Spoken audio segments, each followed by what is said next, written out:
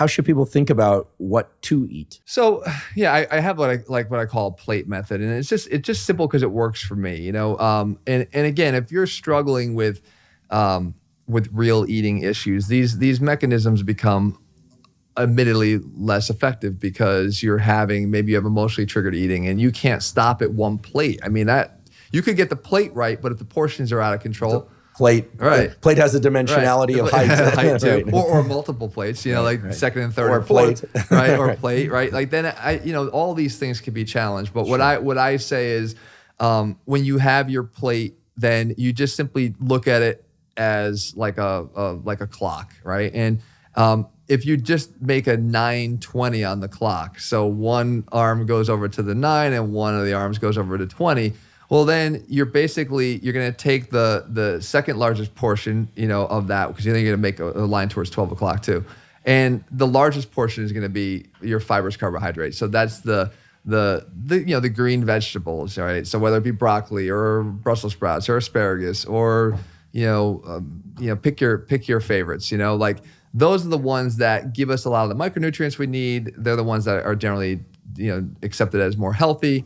And they're also going to provide the fiber that's going to be both beneficial in terms of its impact on insulin and also just through filling you up, right? And then I take the next largest portion of that and I devote that towards protein. And I think it's really important, especially for anybody active. The more active you are, the more you embark on trying to build muscle, you're going to need to have protein in every meal. So I have that. And again, we're talking cleaner sources of protein, but like you'll never find like boiled chicken on my plate. Like I ditched those days when I was 16 or 15 or 16. Like I realized after reading those bodybuilding magazines that maybe the low fat thing stuck for too long, but the no fat thing stuck for too long. But the boiled chicken and a steamed broccoli thing, that ended quickly for me because I'm not going to eat this forever. So I'll have some sort of fish or chicken, but it will be cooked in a way that's like, it's got maybe some sauce on it, or it's got maybe it's tomato sauce, it's anything to just make it a little bit more palatable and interesting without blowing the value of the meal.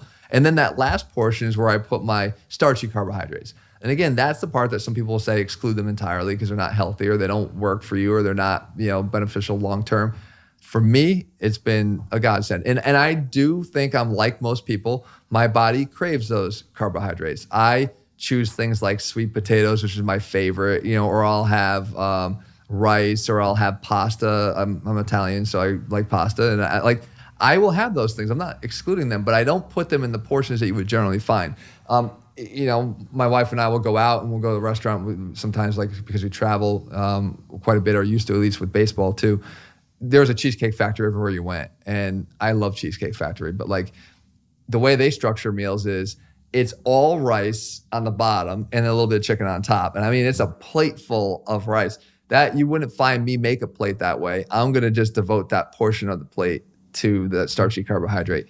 And so it gives me a little bit more responsibility in terms of portion control, because those are the foods, again, probably, dopamine driven, that are most easily overeaten. I always ask the question, when's the last time you ate 10 chicken breasts at a meal? Like you're getting sick of it after maybe 2 or 3, but you could eat a whole hell of a lot of carbohydrates, starchy carbohydrates, because they're just so satisfying. And I think those triggers, as you said, the want more, like that's what happens, right? You just even when you're feeling full, you want more.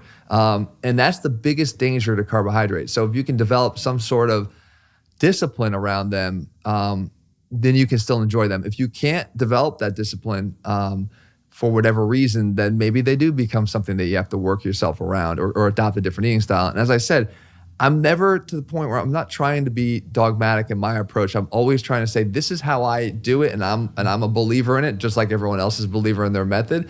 But I'm open to the idea that something that works for you and gets you to a healthier weight and a sustainability, like that is good. That's good for me, provided it doesn't introduce other issues, Yeah, something one can do consistently. That's something I picked up from you over the years. What can you do consistently? And for me, that also meant when and how can I eat? What can I eat consistently that will also allow me to be alert after lunch so I can actually get some work done? Yeah. Or eat. I like to train fasted in the morning, but I don't do any long-term fasting. It just so happens that I'm fine doing water and caffeine in the morning and training in the morning, and then I eat my first meal afterwards. Yeah. It's just but I get carbohydrates at night. So my glycogen is restored. I think carbohydrates are wonderful. I just don't eat them in excess. Right. So to me, I feel like when what you describe is a very rational, literally balanced approach. And obviously there will be variations for people who are dealing with obesity or diabetes, or, I've got friends that are on the pure carnivore thing. I have friends that are vegan, and it's always impressive to me when somebody can stick to anything consistently. Except when they're sticking to just poor behavior, because there's nothing impressive about that. Well, I think that's very helpful because I think for the typical listener of this podcast, the online content that people see, the battles are very confusing. They're distracting because people really think, oh, there's a right way and a wrong way, and it sounds like the way that one can eat consistently over time that's healthy. Certainly fewer processed and sugary foods. I think almost everybody agrees there. Yeah, almost everyone agrees on that, right? Yeah. So I think it is it's calorie manipulation through some other method, right? So even intermittent fasting, like you said, that could be, it's for people that are grazers. Like if you are a grazer and your real problem is portion control over the course of the day, but you can respond to a rule that says, no, you're eating between here and here, that you can obey that rule. Well, you're not going to be able to graze during the times that you might be doing additional damage. So, sure, there's other hormonal benefits that people will talk about from that approach, but from a longevity standpoint and habit forming standpoint, if it's fixing the habit that you're breaking too often by eating throughout whenever you feel like you walk by food, it's good, and it works. And again, it's people will tell you can probably eat whatever you want to eat as long as you're eating within that window. But I think the more responsible people who are practitioners of that will say, no, you still want to avoid processed sugar and things like that. So, and that's just a mechanism of eating, not really a diet, right? But I think that people, I hate to be as basic as it sounds with that, but it's for the exact reason that if it's that 23-hour day phenomenon that it's like, you said you're impressed. It is impressive. It's so hard to control all of our behaviors, and food being one of the hardest things, one of the biggest temptations for people. You got to learn how to control that for so long, and then do it day after day after day.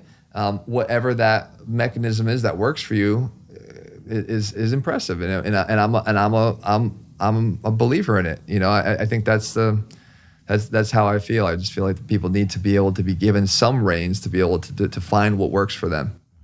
Well, I love to eat, and one of the beauties of weight training is I feel like I can eat plenty for my age, and I'm not as lean as you are, but I'm happy with where I'm at. I could always do better. With each year, actually, I'm getting better, probably because I'm eating cleaner. Probably because I also have someone to cook for me now, and we like helps. And we like. I have that too. And we like healthy food, and so I'm very fortunate. I don't think we have any packaged food in our home. We even started making sauerkraut at home. I don't make it. She makes it. But my wife actually, she turned me on to a tip that I actually shared with the whole channel, which was like, you can go to, we have a Stu Leonard's around our big grocery store chain around us, and they have a catering department. And, they're often used for catering big parties and, big tubs of grilled chicken, but like really good grilled chicken. Again, not the boiled chicken, but big tubs of sweet potatoes. And we'll get a bunch of those, and she'll go over and she'll get them. And then she'll sort of arrange, them on plates and put the plates in. And I'm okay with repetitive eating. I think more people are probably okay with repetitive eating than they think. I think that when you actually break down how many different breakfast variations do you have? 3, 2? 2 or 3 maximum. So I think when people do, there's more variety for dinner probably, but even there, you probably eat 5 different types of dinners, over the course of, a week or a month. Well, if you have that ability to identify the things that you like, and again, no plan is going to work if you're eating stuff you don't like. It's not going to work forever. Nothing will. You have to really enjoy what you're eating. As long as these variations of this meal are something that you really enjoy, and there are limited versions of them, the reproducibility of that is simple. It will take some time, but if you're fortunate enough, in our case, to have somebody who can prepare it for you, now that's even part out of the equation, and it's like, it just makes it very simple. But I do think when you tally up all the costs of medical care